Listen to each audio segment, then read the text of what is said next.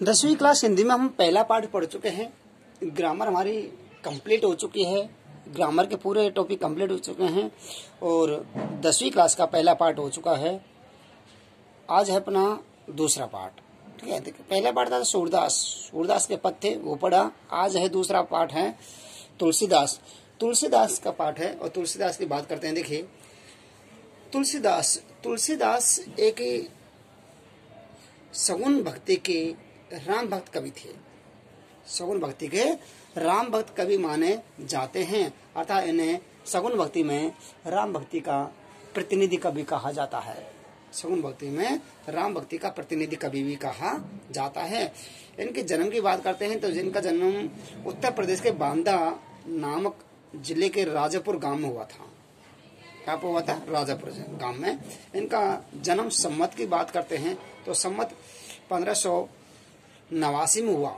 सम्मत 1589 में। और सन की बात करते हैं तो सन हुआ इनका 1532 में इनका जन्म हुआ। मृत्यु सम्मत 1680 में। मृत्यु को हुई सम्मत 1680 में, क्योंकि सम्मत और सन में 57 वर्ष का डिफरेंस है। कितना वर्ष का डिफरेंस है? 57 वर्ष। ठीक है, यदि हम सम्मत में से 57 वर्ष घटा दिया जाए तो क्या सन आ जाएगा। देखिए तुलसीदास एक ऐसे संत कवि थे जो विधवा तो नहीं थी, एक ऐसी माता के गर्भ से पैदा हुए। ठीक है, वो जन्म के कुछ दिन बाद ही वो मर गई। वह ब्राह्मणी जो जन्म के कुछ दिन बाद ही मर गई, उसके बाद में इसका पालन पोषण किया। ठीक है, दासी थी मुनिया नामक दासी ने इसका पालन पोषण किया था। देखिए इनकी माता का नाम था हुलसीबाई और पिता का नाम था आत्माराम। ठीक है, तुलसीदास की कहानी थोड़ी शॉर्ट में बता देता हूँ मैं। तुलसीदास का विवाह रत्नावली से हुआ था और रत्नावली बहुत ही सुंदर और सुशील थी। एक बार क्या हुआ कि रत्नावली अपने पीहर चली जाती है और तुलसीदास रत्नावली से बहुत ही ज्यादा प्यार करते थे। अर्थात रत्नावली के प्रेम के कारण वो एक अंधे से हो गए। अंधा नहीं हुआ लेकिन अंधे जैसे हो गए। ठीक है, रत्नावली अपने पीहर चली जाती है और इधर तुलसीदास को नींद नहीं आती है तो वो रात को ही अपने ससुराल चल देता है। जैसे ही उसने मकान के दीवार के पीछे छत की तरफ ही एक सांप तो नहीं लेकिन एक रस्सी जैसा देखा। क्या देखा? रस्सी जैसा देखा। तो उसने सोचा कि हो सकता है रत्नावली ने किसी अन्य व्यक्ति के लिए पीछे को रस्सी डाल रखी है और वह तुलसीदास उस रस्सी को पकड़ कर ही छत पे चढ़ गया। और छत पर चढ़ने के बाद में अपनी पत्नी से जाकर मिला तो वो कहने लगा, ये रस्सी आपने क्यों टांग रखी है? रत्नावली सोचने लगी, मैंने तो रस्सी कहीं नहीं डाली। फिर भी देखा तो पीछे छत के पीछे सर्प लटका हुआ था। रत्नावली ने तुलसीदास से कहा कि आपको बिल्कुल भी डर न लगा कि यदि ये सर्प तुम्हें खा जाता तो क्या होता? तो तुलसीदास ने ये कहा कि मैं तुमसे बहुत अधिक प्यार करता हूँ, इसकी मुझे कोई परवाह नहीं। सर्प खाए ना खाए इसकी मुझे कोई परवाह नहीं। तो रत्नावली ने कहा उनसे, ठीक है, लाज न लागत आपको दोहरे चला है पास, देखे ऐसे प्रेम को कहा कहूँ मैं नाथ। ठीक है, ये पंक्ति कही। उसके बाद ही तुलसीदास रत्नावली की डांट फटकार को सुनकर के नहीं और वहां से चल देता है। ठीक, अब देखिए अभी थोड़ा हम पाठ परिचय देख लेते हैं। और राम भक्ति में लग जाता है, भगवान राम की भक्ति में लग जाता है। देखिए सबसे पहले जीवन परिचय देखिए तुलसीदास का। तुलसीदास का जन्म उत्तर प्रदेश के बांदा जिले के राजापुर गांव में सम्मत 1589 के लगभग माना जाता है।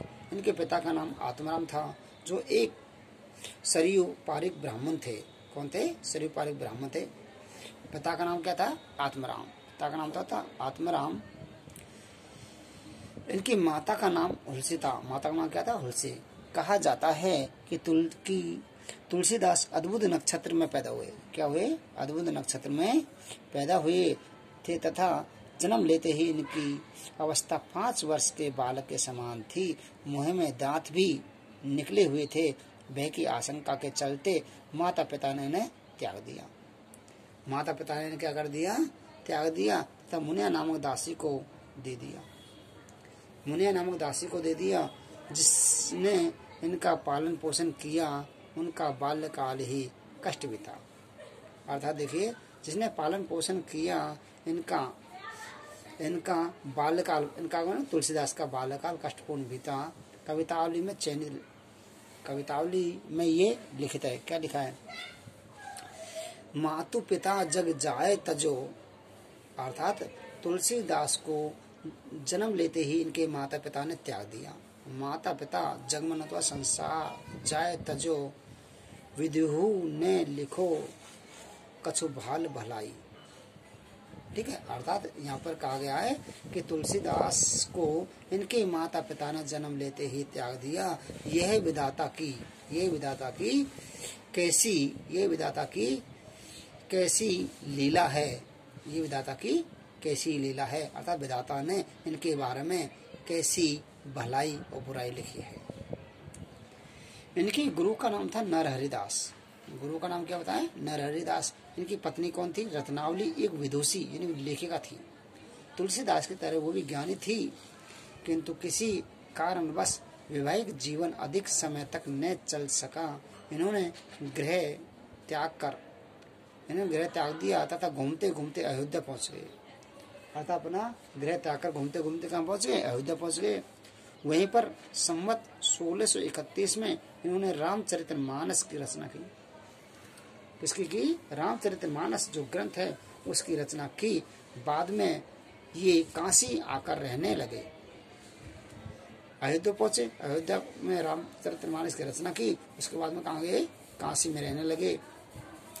जीवन के अंतिम दिनों में पीड़ा मतलब होता कष्ट, पीड़ा शांति के लिए इन्होंने हनुमान की स्तुति की, जो हनुमान बाहुलक है। इनकी रचना है हनुमान बाहुलक।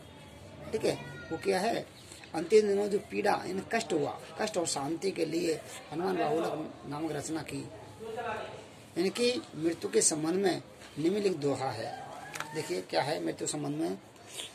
संवत 1680 80 गंग के तीर, श्रवण शुक्ला सप्तमी, तुलसी तजो शरीर।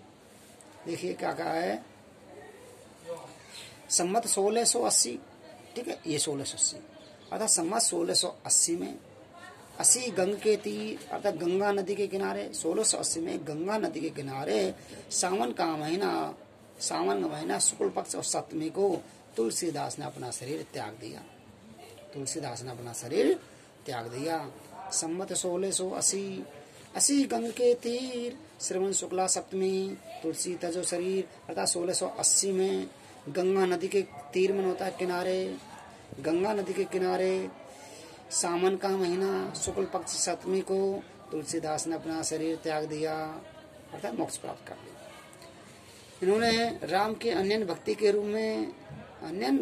रूप में दास्य भाव को अपनाते हुए, अर्थात इनकी भक्ति कौन सी थी? दास्य अपनाते हुए अनेक काव्य ग्रंथों की रचना की, जिनमें से निम्नलिखित प्राप्त हैं। अर्थात इनके तुलसीदास के द्वारा रचित ग्रंथ इस प्रकार हैं।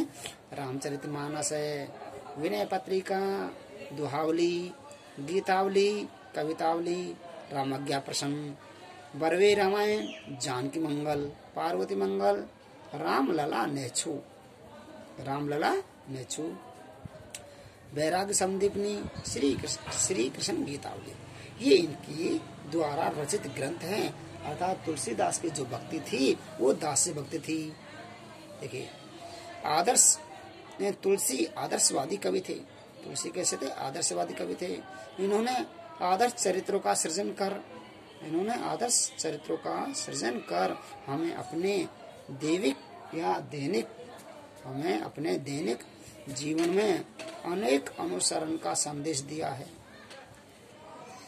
इन्होंने आदर्श चरित्र का सृजन कर हमें अपने दैनिक जीवन में अनेक अनुकरण का संदेश दिया है। ये अवधी और ब्रज भाषा दोनों के पंडित थे। ये अवधी और ब्रज भाषा दोनों के पंडित थे। दोनों भाषाओं का शुद्ध और परिमार्जित रूप इन्होंने अपनाया। ये तो था इनका कवि परिचय। पाठ परिचय और देख लेते हैं। देखिए पाठ परिचय देखिए, राम लक्ष्मण संवाद, अर्थात इसमें क्या है, हमारे जो तुलसीदास द्वारा रचित ही जो पाठ है, जो कविता है, वो क्या है, राम लक्ष्मण संवाद रामचरितमानस के बाल कांड से अवतरित है। किससे है? बाल कांड से अवतरित है। धनुर्यज्ञ जिसे कहते धनुर्यज्ञ के पश्चात मुनि परशुराम शिव धनुष भंग का समाचार पाकर क्रोध में तमतमाते, यानी क्रोध होते, वहां आते हैं, किंतु राम की विनयशीलता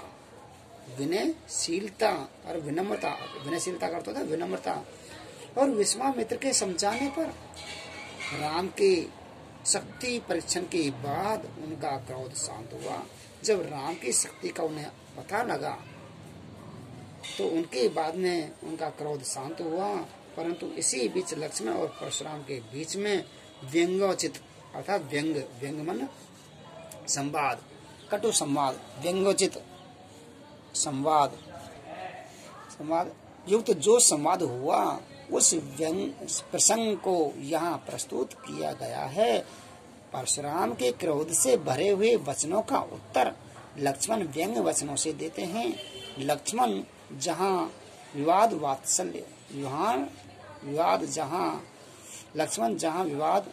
वत्सल है, वहीं श्री राम नितिज्ञ और सौजन्य के प्रतिमान के रूप में प्रकट होते हैं। विश्वामित्र संतुलन बिंदु हैं। वे चरम क्रोध की दशा में परशुराम के आदेश को प्रशमित करते हैं। परशुराम का क्रोध भय से अधिक हास्य का आलंबन बन जाता है। ठीक है, तो ये तो हुआ अपना कवि परिचय और पाठ परिचय। ठीक है, नेक्स्ट जो क्लास होगी उसमें हम पढ़ेंगे लक्ष्मण परशुराम संवाद, जो हमारा पाठ है, जो हमारी कविता है, उस कविता को पढ़ेंगे। Thank you.